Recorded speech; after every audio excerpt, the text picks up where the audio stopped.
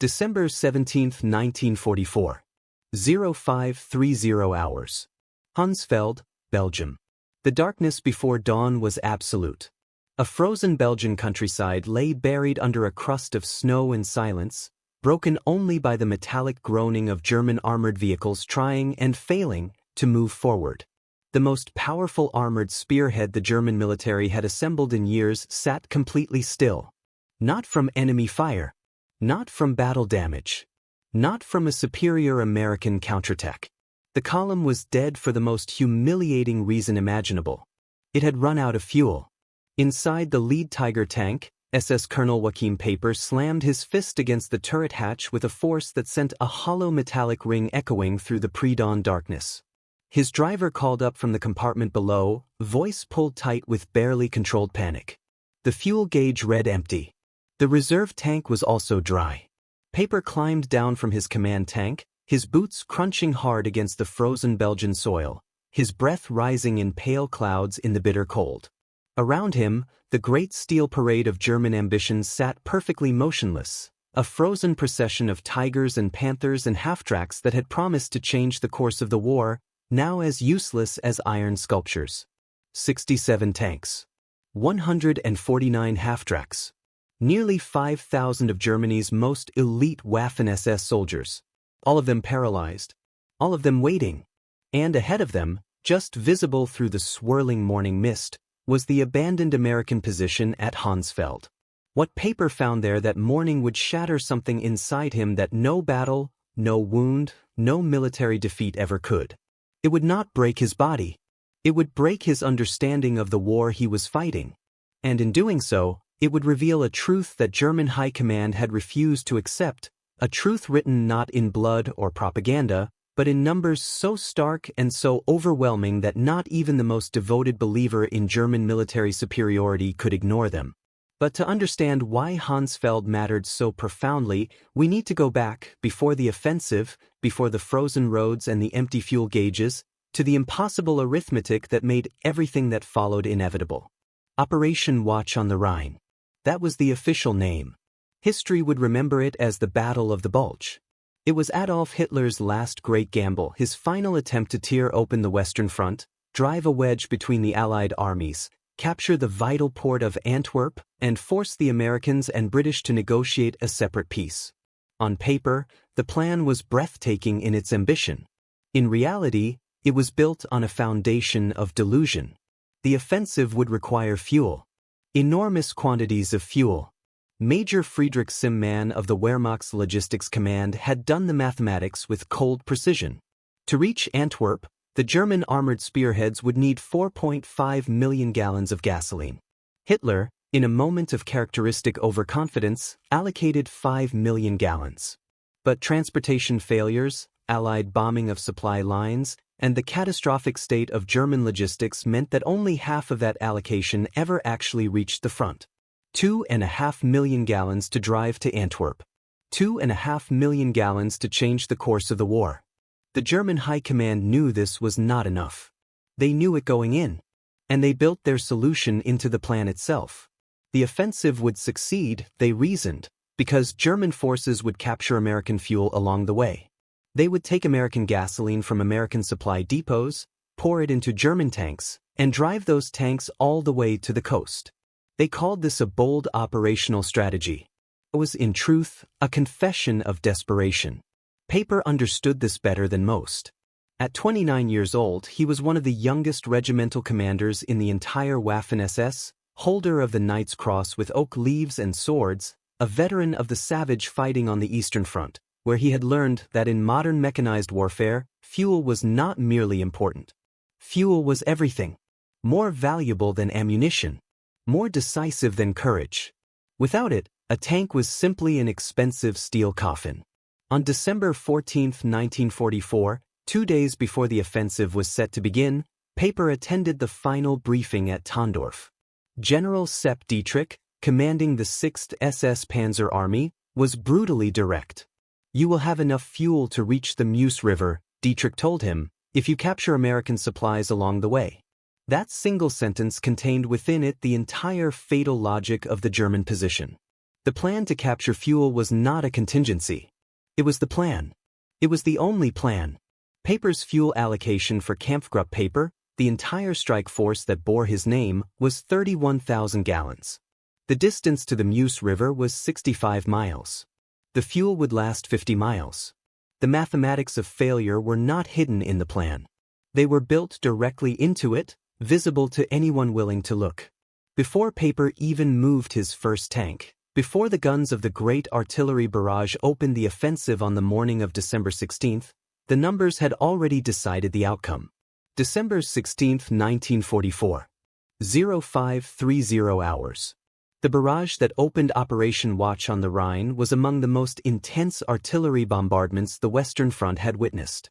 German guns that had been silent for months roared to life simultaneously along an 80-mile front, pouring more ammunition in 2 hours than the Wehrmacht had allocated for entire earlier operations. The sound was described by men on both sides as a physical force, something that pressed against the chest and vibrated in the teeth. But even this stunning display of firepower masked the critical shortages that governed every German decision. The ammunition being fired in those opening hours represented reserves that could not be replaced. Every shell that exploded over American positions was a shell that would not be available the following week or the week after that. At 7 o'clock in the morning, Paper's column began to move. It was already behind schedule, already losing the hours that would later prove catastrophic. The roads, which appeared on German military maps as proper highways, revealed themselves on the ground as narrow country lanes, many of them unpaved, winding through the dense forests of the Ardennes like trails carved for horse-drawn carts rather than 60-ton Tiger tanks. Within hours, traffic jams developed. Vehicles designed for the vast flat steppes of Russia struggled and churned through the muddy, rutted tracks of a Belgian forest. And then, at Lanzerath, Paper encountered something that no German planner had apparently considered possible. Resistance. Not from a full American infantry battalion. Not from a tank destroyer unit or a prepared defensive line. 18 men. A single American intelligence and reconnaissance platoon. 18 soldiers in the frozen darkness, armed with rifles and machine guns and an apparently limitless supply of stubbornness, held up the most powerful German armored column in the entire offensive for nearly 10 hours. 10 hours. During that delay, Paper's vehicles sat with their engines running, burning fuel they could not replace, burning the hours that might have made the difference between reaching the Meuse River and stopping short of it. When they finally broke through and began advancing again, the fuel gauges were already telling a story that nobody in the column wanted to hear. By the time Paper reached Hansfeld at dawn on December 17th, his column had covered 20 miles of the 65 they needed to travel. And they had consumed 40% of their total fuel allocation. At that rate of consumption, the math was simple and it was merciless. They would run dry before reaching the halfway point. And then Paper saw the depot. The Americans had left in such haste that fires were still burning in oil drums. Coffee was still hot in metal cups sitting on abandoned tables. And there, laid out before them in the gray morning light like something from a dream, stood rows upon rows of jerry cans, thousands upon thousands of them, the distinctive olive-drab American fuel containers, stacked neatly and waiting. Paper's adjutant, Hans Gruller, pried open one of the cans and sniffed. High-octane gasoline. American gasoline. His men began the frantic work of refueling, moving with the desperate energy of people who have been given an unexpected reprieve. And Paper walked among the stockpile, counting. The mathematics were staggering. 50,000 gallons. Enough fuel to power his entire Kampfgruppe for the push to the Meuse River. Enough, potentially, to change the course of the offensive. The Americans had abandoned more fuel in this single forward supply depot than most German divisions had received in the previous 6 months. But as Paper stood among that extraordinary bounty, watching his men pour American fuel into German tanks, a realization was forming in the back of his mind, quiet and terrible and impossible to dismiss. It pressed against his consciousness with the patient insistence of mathematical truth. If the Americans could afford to abandon this, if they could leave behind what Germany would guard with entire divisions, with desperate men and careful rationing and the threat of execution for black market theft, if this was what they left behind when they retreated in a hurry, What did they have when they were prepared? What did their supply lines look like? What were their reserves? What did American logistics look like from the inside? The answers, when they came, would be more devastating than any artillery shell. Sergeant Wilhelm Hoffman found them in the depot office. He could read English, having worked in his father's import business before the war, and what he found among the shipping manifests in that small office changed his understanding of everything. The fuel they were pumping into their tanks had not come from somewhere nearby. It had been shipped from Texas to New York. From New York it had crossed the entire Atlantic Ocean to Liverpool, England. From Liverpool it had crossed the English Channel to Normandy on the coast of France. And from Normandy it had been trucked 400 miles across France to this small, unremarkable forward supply depot in the Belgian countryside. A journey of over 6,000 miles. And it had taken less than 6 weeks. Hoffman brought the manifest to paper. The colonel read them twice, slowly. Then he crumpled them and said nothing. But his face had gone pale. They both understood what those papers meant. The distance was not a problem for the Americans. The logistics were not a challenge. 6,000 miles of supply chain and the fuel arrived fresher and faster than German units received supplies from depots 50 miles behind their own lines. Private Ernst Karg found something else in the depot. A stack of Stars and Stripes newspapers, dated December 15th, just 2 days old. The headline celebrated the opening of a new fuel pipeline from Cherbourg to Verdun, capable of delivering 300,000 gallons of fuel per day. A single pipeline. 300,000 gallons. Every single day. That number was larger than the total fuel allocation for Kampfgruppe Paper's entire offensive operation. To fully grasp what Paper discovered at Hansfeld, you need to understand the Germany he came from. Not the Germany of the propaganda posters and the Nuremberg rallies and the gleaming weapons. The real Germany of late 1944. The Germany that was quietly falling apart. Since May of that year, Allied strategic bombing had systematically destroyed the synthetic fuel production facilities that were the lifeblood of the entire German war machine. The Luna Works, which had produced 175,000 tons of fuel in April, managed only 5,000 tons by September. A 97% reduction. The hydrogenation plants at Palitz, Blechhammer, and Brucks were operating at less than 10% of capacity. The Luftwaffe was grounding aircraft by the hundreds not because of enemy action but because there was nothing to put in their fuel tanks. Pilot training, which had once required 250 flight hours, had been cut to 60 hours. Not because the pilots were learning faster. Because there was not enough fuel to train them properly. The German Navy's surface fleet had effectively ceased operations. German submarines had been retrofitted with snorkels so they could run on battery power longer and conserve their precious diesel. On the home front, Germany's cities had not seen private automobile traffic since 1942. Gasoline was so scarce, so irreplaceable, so desperately rationed that the Gestapo opened criminal investigations into the black market theft of individual liters. Farmers across Germany had abandoned their tractors and returned to horse-drawn plows because there was no fuel for the machines. This was the Germany that Paper served. A Germany measuring its lifeblood by the liter, by the individual can, by the carefully recorded and desperately guarded drop. And the Americans? In 1944, the United States produced 1.8 billion barrels of crude oil. 1.8 billion. Germany, including all synthetic production and the captured Romanian oil fields that had cost so many lives to defend, managed 33 million barrels. Less than 2% of American production. The Third Reich was attempting to wage the most fuel-intensive form of warfare ever devised by human beings, mechanized armored warfare on an industrial scale, while possessing barely enough petroleum to power a mid-sized American city. The East Texas oil field alone, a single region of a single American state, produced more petroleum than all of German-occupied Europe combined. American refineries were operating at such extraordinary capacity that Standard Oil was actively experimenting with new petroleum byproducts simply because they had excess crude and needed something to do with it. American industrial chemists perfected catalytic cracking, producing higher-octane fuel more efficiently than German hydrogenation plants ever could.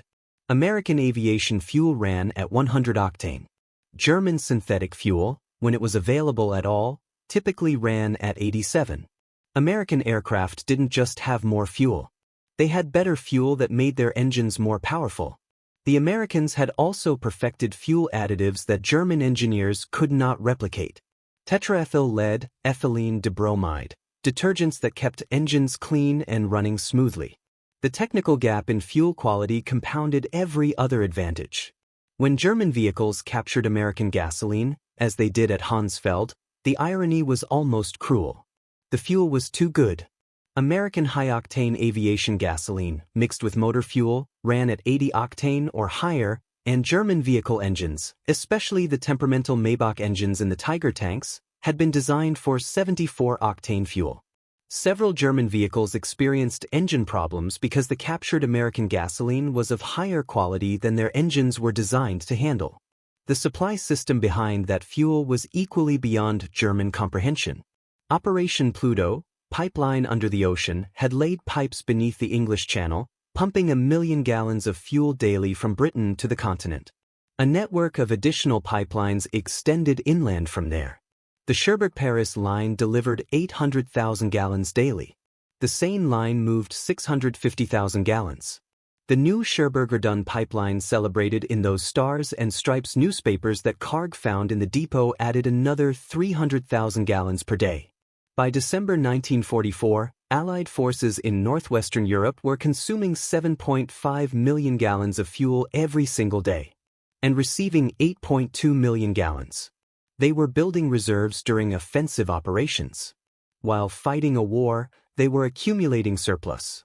That same morning of December 17th, while Paper's men were marveling at 50,000 gallons as though they had discovered buried treasure, Captain James Rose of the U.S. 743rd Tank Battalion, stationed just 20 miles from Paper's starting position, was recording a routine entry in his unit diary.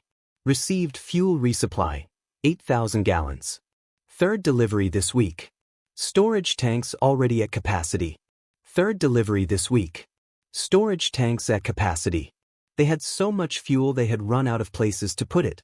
The Red Ball Express alone, the massive truck convoy system that the Americans had constructed across France specifically to keep their armies supplied, delivered 12,500 tons of supplies every single day. It employed 230 truck companies operating around the clock on color-coded routes. Each individual truck consumed 40 gallons of fuel daily just to operate. The Red Ball Express itself, the mechanism for delivering fuel, burned more gasoline in a single day than German Army Group B received in a month. By December 1944, American forces in Europe were consuming 1.2 million gallons of fuel per day and receiving 1.4 million. They were accumulating 200,000 gallons of reserve every single day. With the 50,000 gallons captured at Hansfeld, Paper's columns surged forward with renewed energy. They reached Boulingen by noon on December 17th, capturing additional supplies, ammunition, rations, maps. The maps, in particular, revealed something that should have been encouraging but was instead profoundly disturbing. The Americans had fuel stockpiles everywhere. Not just at major rear area depots. At every major crossroads. At every significant town. At every potential choke point along the advance. The U.S. First Army alone had 3.5 million gallons in reserve, distributed across dozens of locations ahead of Paper's advance. He was not driving through a landscape of scarcity. He was driving through a landscape of abundance so extreme it had become invisible to the people living inside it. Paper pushed on. He had to. His orders were clear, his timeline was already slipping, and the Meuse River remained stubbornly distant. His column advanced toward Ligneville, where, on the afternoon of December 17th, his forces would commit an atrocity that would define his legacy more than any military achievement. 84 American prisoners of war were shot in a field near Malmedy. Paper later claimed, to the limited extent he addressed it at all, that he could not spare the gasoline to transport prisoners. Whether that was a genuine calculation or a convenient rationalization, it illuminated something real about the desperation that now governed every German decision. Even the decision to murder prisoners had become entangled with the question of fuel. By evening on December 17th, the spearhead had reached Stavla. And there, Paper found what he had been looking for. A major American fuel depot. Not a small forward supply point like Hansfeld, but a genuine major installation containing over 2 million gallons of gasoline. 2 million gallons. More than enough to guarantee reaching the Meuse. More than enough to transform the entire operation. It was, in military terms, a decisive objective. Capturing it would change everything. But as the first German vehicles approached the depot, the Americans were already acting. Captain John Brewster of the 291st Engineer Combat Battalion had received warning of the German advance with just enough time to matter. His orders were unambiguous. Deny the fuel to the enemy at all costs. The Stavelot depot contained 2,189,000 gallons of gasoline, stacked in jerry cans across 15 acres of Belgian countryside. At 4:30 in the afternoon, as Paper's advance guard was approaching, Captain Brewster gave the order. His engineers poured trails of gasoline between the stacks. White phosphorus grenades were distributed. Technical Sergeant Paul Solis threw the first grenade. The explosion was immediate and tremendous. A wall of fire shot up 100 feet in an instant. The engineers ran. Within minutes, the entire depot was an inferno of such intensity that it could be seen for miles in every direction. The fire would burn for 3 days. Paper's lead tanks arrived to find a pillar of black smoke rising 1,000 feet into the sky, visible for miles in every direction. The column came to a halt. And Joachim Paper stood on his tank turret and watched 2 million gallons of American gasoline burn. His driver, Untersturmführer, watched him. He said nothing for perhaps 5 minutes. Then he climbed down from the turret. "They can afford to burn 2 million gallons to deny them to us," Paper said. "What are we doing here?" It was not a tactical question. It was not a question about objectives or timetables or force ratios. It was the question of a man who has just understood something fundamental about the nature of the war he is fighting, and finds that the understanding brings not clarity but despair. Across the Ardennes, the same scene was playing out wherever American engineers received warning of German advances. At Trois-Ponts, 1.1 million gallons burned. At Spa, 2.5 million gallons went up in flames. At depot after depot across the American rear area, engineers poured gas trails and threw grenades and watched years of German synthetic fuel production disappear in an afternoon. In total, American forces deliberately destroyed over 8 million gallons of fuel during the first week of the Bulge offensive. 8 million gallons. More than Germany had allocated for the entire offensive operation. More than Kampfgruppe Paper would have used in a year of continuous combat. The Americans were burning more fuel to deny it to German forces than Germany had available to fight the war. When Field Marshal Walter Model received the reports on December 26, his chief of staff recorded his reaction with spare, devastating precision. The Field Marshal read the quantities twice. 50,000 gallons at Hansfeld. 2 million burned at Stavelot. 8 million destroyed rather than captured. He was silent for a long moment. Then he said, "We are not fighting the same war." He was right. They weren't. The contrast in logistics extended far beyond the question of raw quantity, though the quantity alone was enough to be decisive. It extended into every aspect of how the two armies operated. American vehicles had been designed and standardized around the principle of logistical efficiency. The Sherman tank, which German soldiers and German propaganda had spent 3 years dismissing as an inferior machine, consumed 0.8 gallons of fuel per mile. The Tiger tank, the pride of German armor, the machine that American tank crews feared and American generals worried about, consumed 2.5 gallons per mile. 3 times the fuel consumption. In the difficult terrain of the Ardennes, where roads were poor and the forests forced constant detours and the gradient of the hills punished heavy engines, that consumption rose by another 40%. American trucks got 8 miles per gallon fully loaded. Parts were interchangeable between vehicle types. Maintenance was simplified, supply chains were rationalized. German forces operated a bewildering array of captured vehicles from a dozen different nations, each requiring different spare parts, different maintenance procedures, different fuel grades. French tanks needed different oil than German Panthers. Soviet trucks captured on the Eastern Front required different components than German Opel vehicles. Each complication multiplied the logistical burden.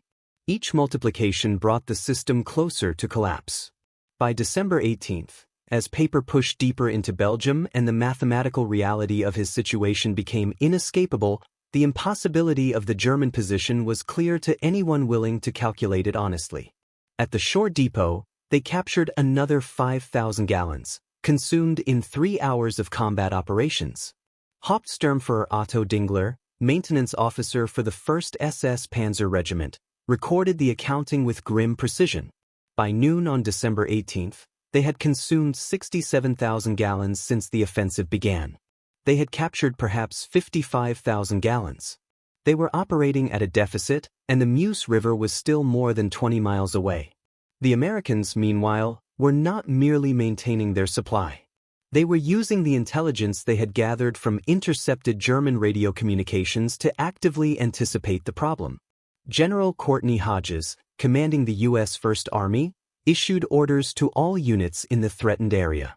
Enemy critically short of fuel. Destroy all gasoline stocks threatened by capture. That same day, December 18th, American C-47 transport aircraft flew 316 sorties delivering supplies to Bastogne, where the 101st Airborne Division was being surrounded. Those supply flights delivered 160,000 gallons of fuel to a single surrounded garrison. The Americans were flying more fuel to a besieged town than Kampfgruppe paper possessed in total. The air operations themselves illustrated the scale of the imbalance in terms that required no further analysis. On December 23rd, when clear weather finally returned and the Allied air forces could operate at full strength, they flew 2,000 sorties in a single day. Each P-47 Thunderbolt fighter bomber consumed 300 gallons of fuel per hour. Each B-26 medium bomber burned 200 gallons hourly. One day's air operations against German positions in the Ardennes consumed more fuel than Germany had allocated for the entire watch on the Rhine offensive. One day, more than the entire offensive allocation. The Luftwaffe, which had once been the most feared air force in the world, was by this point largely absent from the skies over the Ardennes, not because of Allied air superiority alone but because its pilots had been trained on 60 hours of flight time instead of the 250 they needed, and its aircraft sat on airfields with empty fuel tanks. By December 19th, as Paper's forces engaged American defenders at Stoumont, the fuel crisis had become critical in the most literal sense. German tanks were being abandoned with empty fuel gauges, left sitting on Belgian roadsides not because they had been knocked out by enemy fire but because they had simply run dry.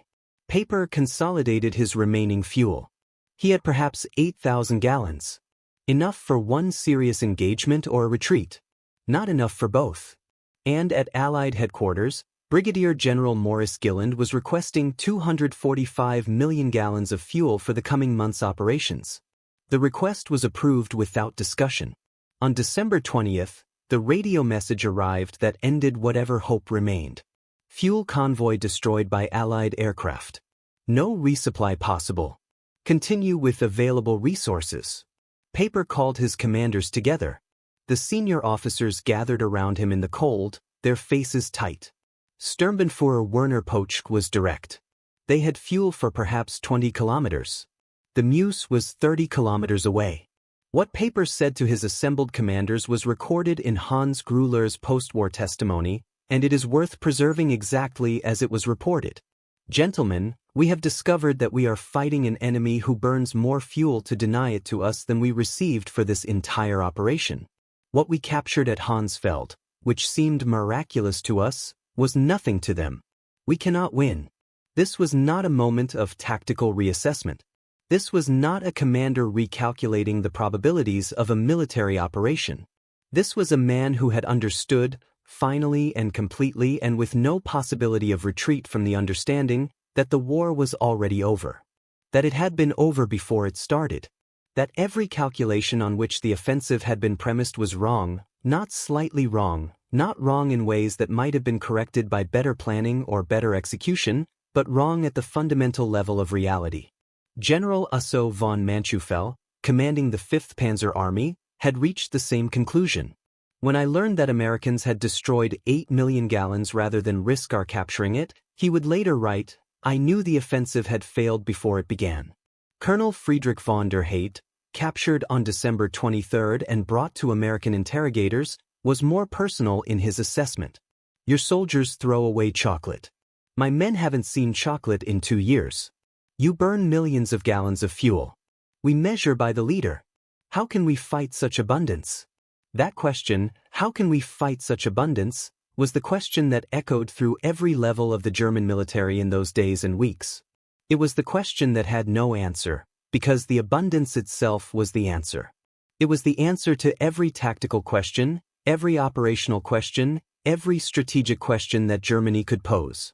Not because the Americans were better soldiers or better commanders, though many of them were, but because they existed within a material reality so different from the German reality that the two sides were not, as Model had said, fighting the same war. By December 21, Paper was surrounded at Lagelais, his tanks immobile, his fuel exhausted. The American forces surrounding him, elements of the 30th Infantry Division, the 82nd Airborne, and the 3rd Armored Division, had a combined fuel allocation for that day alone of 340,000 gallons. Paper had perhaps 1,000 gallons remaining in his entire command. Private First Class Richard McKim, riding home from somewhere along the perimeter, captured the moment with the casual precision of a young man who didn't yet understand what he was describing. We've got Germans surrounded who ran out of gas. Our captain jokes we use more fuel heating coffee than they have for tanks. Patton's Third Army, meanwhile, was executing a maneuver that German military planners had literally assessed as impossible.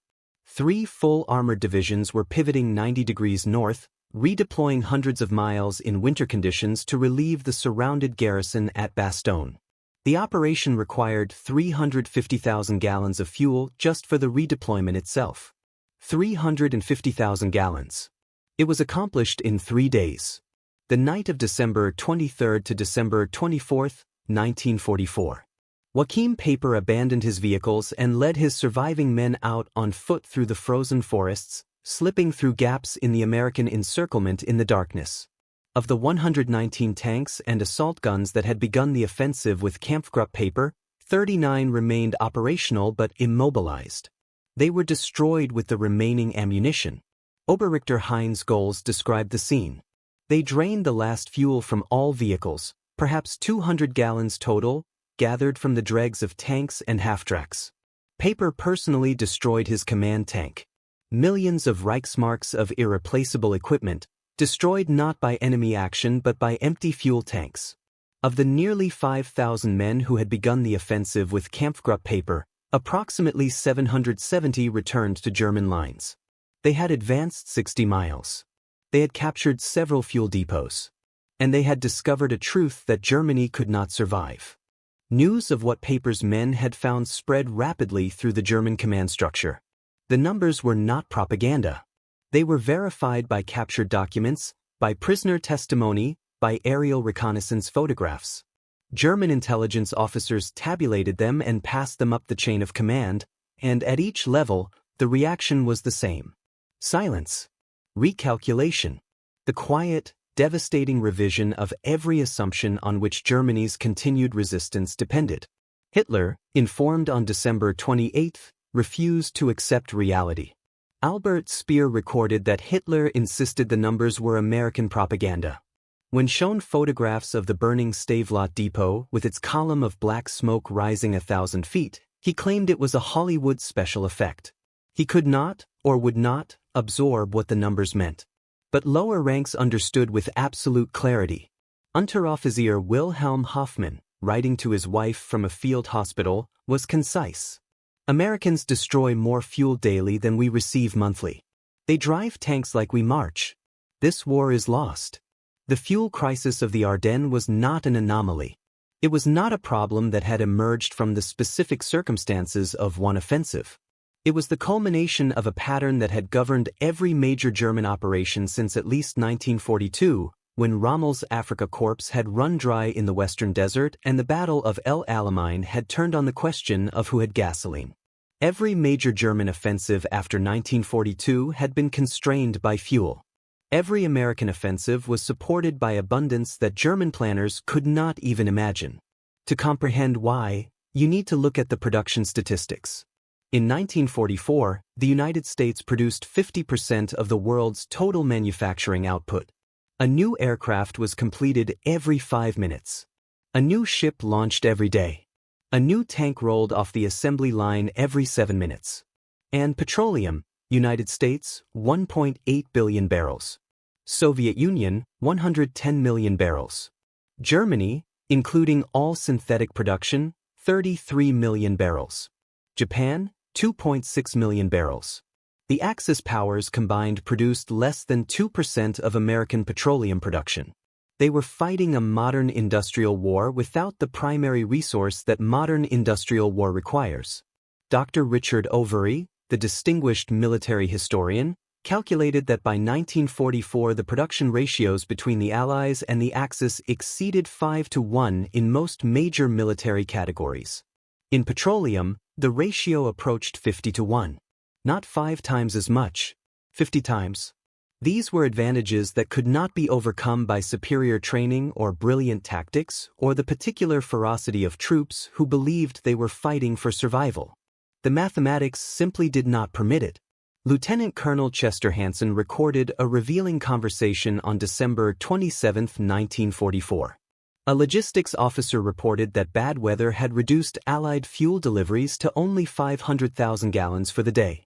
There was brief concern among the staff until someone noted that this reduced delivery still exceeded Germany's total allocation for the entire watch on the Rhine offensive. The concern evaporated. German prisoners taken during the Ardennes offensive were, according to interrogation reports, more psychologically affected by American waste than by American firepower. Artillery barrages and air attacks were terrifying, but they were comprehensible. They fit within a framework of warfare. But seeing American soldiers discard half-eaten rations, burn oil simply for warmth, fire artillery rounds in celebratory patterns on Christmas Eve, use gasoline as a cleaning solvent, these things shattered something deeper than morale. They shattered the narrative. Oberstleutnant Gustav Reichhelm told American interrogators that German soldiers had known the American production numbers in an abstract way. They had been briefed on them, had heard them quoted in military assessments. But knowing a number is different from understanding it. Seeing soldiers casually waste more than they possessed made the numbers real in a way that no briefing ever could. Every German who witnessed American abundance in the Ardennes, Reichhelm said, knew that the war was hopeless. The stories spread through the German military, filtering past censorship through private letters and personal conversations. Feldwebel Ernst Mahler, writing home in late December, captured the essence of what German soldiers were experiencing. Americans wash clothes in gasoline.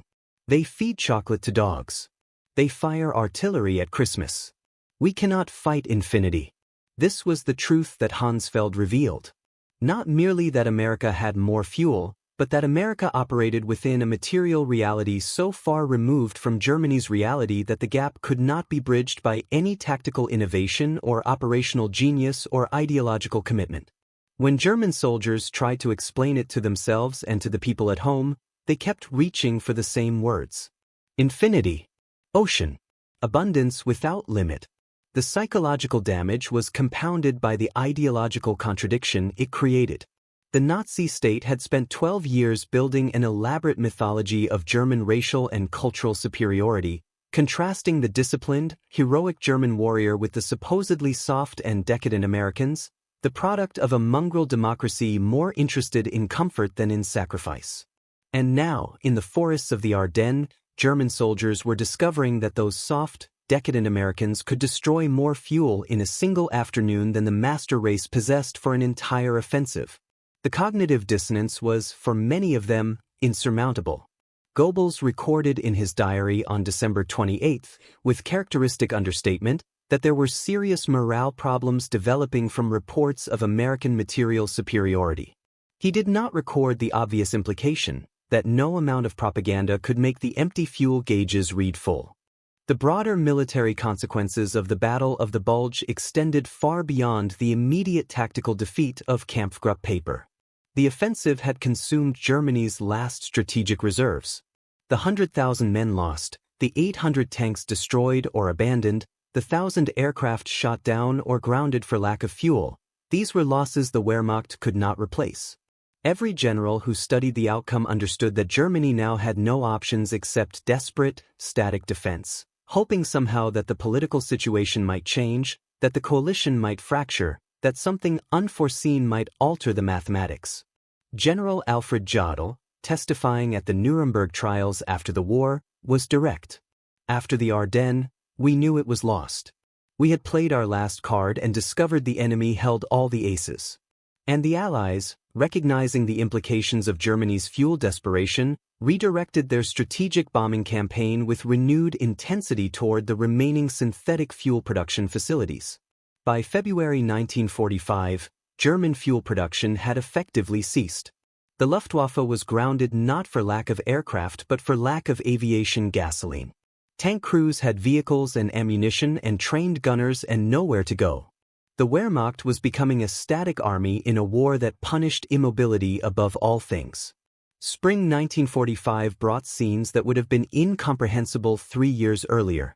German military units surrendered not from defeat in battle but from simple immobility. Entire panzer divisions sat helplessly as Allied armored columns drove past them. General Major Fritz Baulein described the experience with a dignity that the situation barely permitted. We had 42 operational tanks, experienced crews, ammunition for weeks of combat. We had 300 liters of fuel. Not enough to reach the next town. We destroyed our tanks and walked to captivity. Meanwhile, American advances across Germany were constrained primarily by the problem of traffic jams caused by too many vehicles trying to use the same roads simultaneously. General Patton's Third Army alone operated 15,000 vehicles, each consuming fuel at rates that would have grounded the entire German military. The numbers from Kampfgruppe Paper's operation distill this entire history into a set of figures that require no further elaboration. German offensive allocation for Watch on the Rhine, 5 million gallons. Fuel actually delivered to German forces, roughly 2.5 million. Fuel destroyed by Americans to prevent capture, 8 million gallons. Daily American fuel consumption in Europe, 7.5 million gallons. Fuel captured by Paper at Hansfeld, 50,000 gallons. Expressed as a percentage of American daily consumption, 0.6%. 0.6%. The miracle that had seemed to save Kampfgruppe Paper on the morning of December 17th, the 50,000 gallons that Paper's men had celebrated as a gift from the god of war, represented less than 1% of what the Americans consumed on an average day. Not on their best supplied day. An average day. The final irony, the one that seems to capture everything about the gap between the two sides, came after the battle.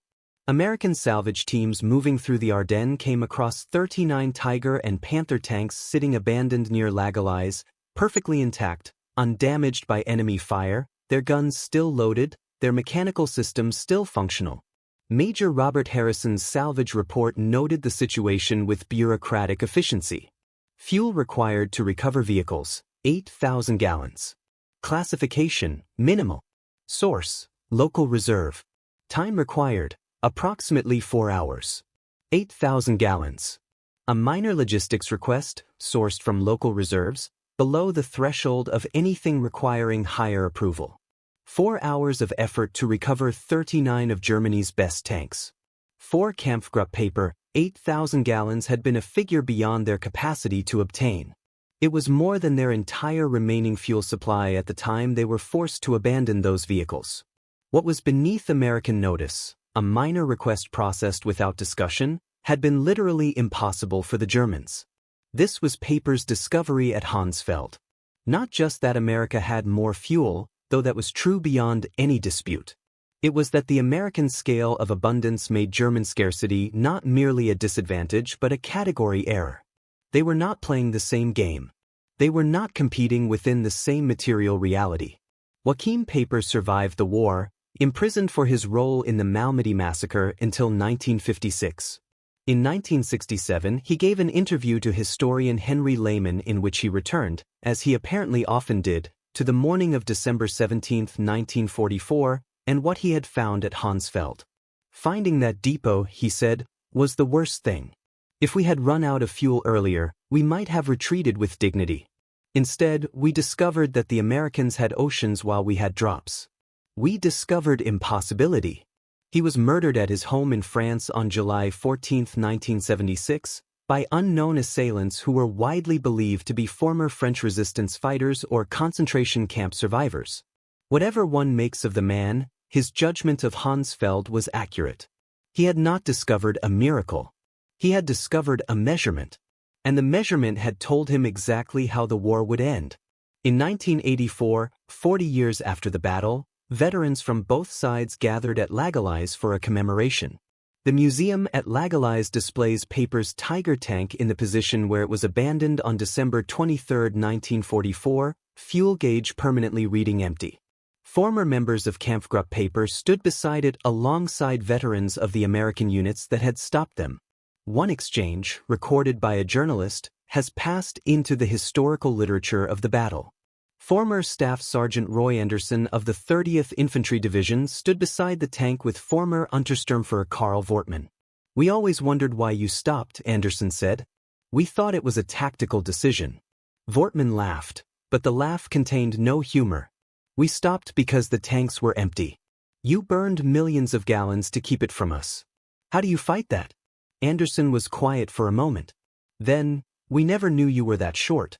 We had so much we never thought about it. We never thought about it." That phrase, perhaps more than any statistic or military analysis, captures the fundamental reality of the industrial war that was fought in Europe between 1939 and 1945. One side thought about fuel constantly, obsessively, building offensive plans around the desperate hope of capturing enemy supplies.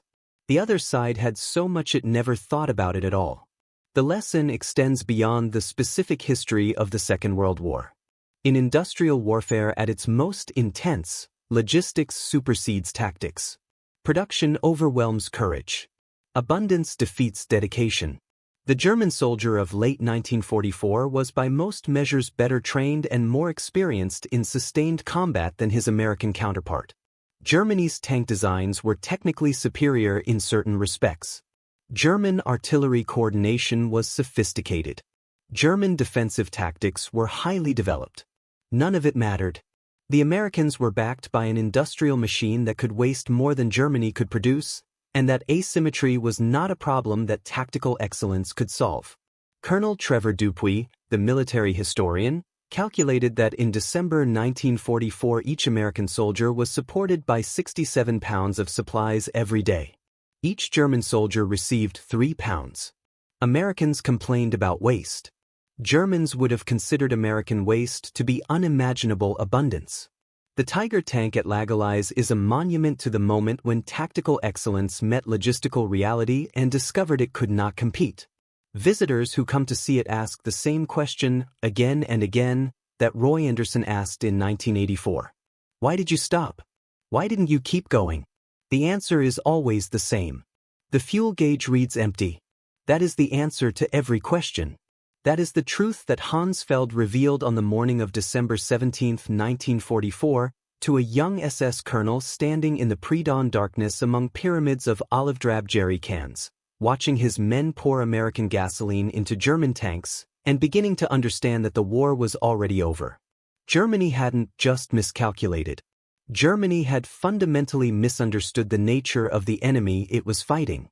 It had built an offensive on the assumption that Americans valued fuel as Germans did, as something irreplaceable, something to be guarded and rationed and fought for. It had not occurred to German planners, at any level from Hitler down, that the Americans might value it so little they would burn 2 million gallons rather than spend the time and effort required to prevent its capture. That they would destroy 8 million gallons in a week as a casual tactical measure. That a single forward supply point, not even a primary depot, might contain more fuel than Germany allocated for its most important offensive of the war. The war was decided in Texas oil fields and Pennsylvania refineries, in the assembly lines of Detroit and the engineering laboratories of American petroleum companies, in the logistics networks that moved 1.4 million gallons of fuel every day from oil wells to the front lines of a war being fought on the other side of the planet. It was decided years before the first Tiger tank crossed the Belgian border on the morning of December 16, 1944. It was decided before the first German soldier ever heard the name Hansfeld. But it took Hansfeld to make it real.